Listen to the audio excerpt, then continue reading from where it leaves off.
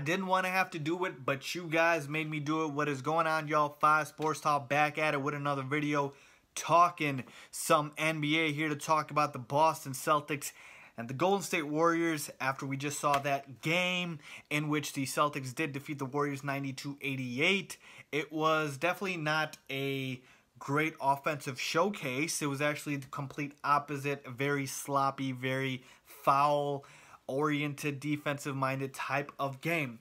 But I had to throw in my 2 cents here because honestly, I went on Twitter and it drove me crazy because I saw these tweets and I was just like, wow, people are overreacting like crazy, okay? So the Celtics did win, okay? But I need to spit some facts for you guys, and I'm going to give you guys the truth right now because you guys know me.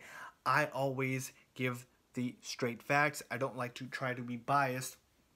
So this is what I see with the Celtics, okay? The question, of course, is, are the Celtics championship contenders, okay? The key word in that sort of statement, or 2 words right there, is, of course, the second one, which is contenders. Yes, the Celtics are contenders, but also you have to look at it with some qualifiers, okay? They are championship contenders if somebody on Golden State gets hurt. This Celtics team cannot beat the Warriors in the 7-game series. Okay, tonight, the Warriors, I haven't seen them look that bad in quite some time. And I'm talking about, it has been a while since they looked that bad. And you can tell me that the Celtics defense is the reason that they look that bad. Absolutely. But you've got 4 of the top 15, 20 players in the world. Am I counting on Steph Curry going 3 for 14? Am I counting on Klay Thompson going 5 for 18? Am I counting on Draymond Green going 3 for 11? Again, no, I'm not. In a 7-game series, that is why you play a 7-game series, because those things even out. You get back to the mean, okay? And it's not just these sort of anomalies that we see here, okay? So what did the Celtics show today? What they've been doing all season as they've reeled off 14 straight, which is they play great defense, but they still get behind because they're offensively not where they should be, and definitely not where there would have been if Gordon Hayward was on the team. Now, I do want to put that statement in here right now and say I thought the Celtics could absolutely beat the Warriors, the Cavs, or any of these contenders if Gordon Hayward was on the team. I was on board with that. But without Gordon Hayward, I was off the ship, and I'm not jumping back on now because I'm telling you, Gordon Hayward was too big of a loss. And this team, a lot of the things get glossed over in a win streak because you're winning. And so people don't like to look at, you know, all of the things that went wrong in the streak because, hey, they won. Okay, so clearly something is going right. But they have been down, and they've been down a lot, and to some bad teams too, folks, okay? They were down today, obviously, you guys saw against the Warriors multiple times, okay? And they had to claw their way back. To me, yes, that shows resilience in a team, and that is obviously good that they can always come back and you can never count them out. But why were you down in the first place? Because offensively, they are not where they should be. And with Kyrie Irving, I mean, right today, what did he have? Like 14 points. Didn't have the greatest game for Kyrie. I know he had the mask on, so it was kind of annoying him and whatnot.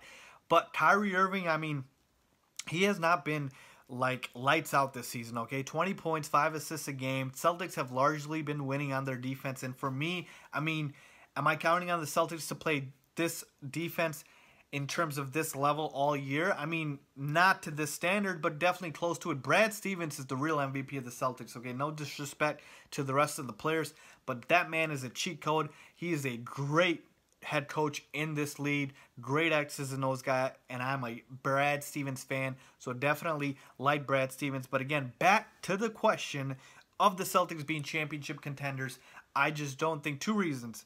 They are a little too offensively challenged for me. I'm telling you, they have a lot of great players on this team, but they don't have a lot of great players that put the ball in the basket, okay? Besides Kyrie Irving, who hasn't been great at doing that this season, okay? Last year, he averaged 25 points a game. This year, he's down to 20.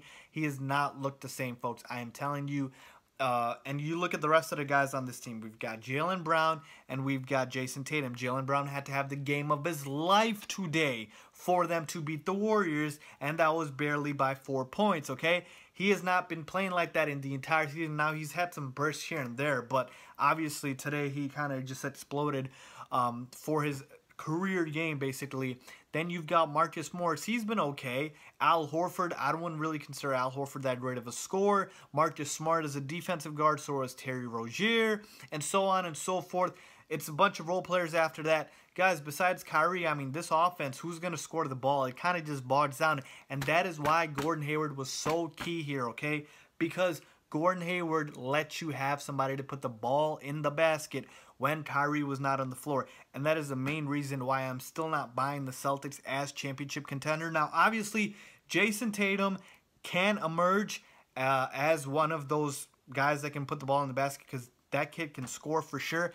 But the other thing, folks, is, and I know you might say that's a weak argument, but if you look at it, it kind of is true, and that is the fact that young players do not win in this league. They just don't, okay? Jaylen Brown's a second-year player. Jason Tatum's a rookie. It's very rare for you to be able to win, and I'm talking about win a championship with one of your best players being a first-year, second-year player. I mean, Magic Johnson, it takes players like that who won Kareem Abdul-Jabbar. So it really doesn't happen, and that's another thing here. Now, next year, maybe a year after, all in, but by that time they'll have Hayward too. We're talking about this season. So for me, I am still grouping Boston in that next tier after Golden State and Cleveland. And yes, I am still on Cleveland. I have not fallen off and said that the Cavaliers are not going to win the title. Yes, I know that they are playing absolutely atrocious. They're at 500. Their defense has been atrocious, actually. Their offensively, they've been good, but their defense needs to pick up.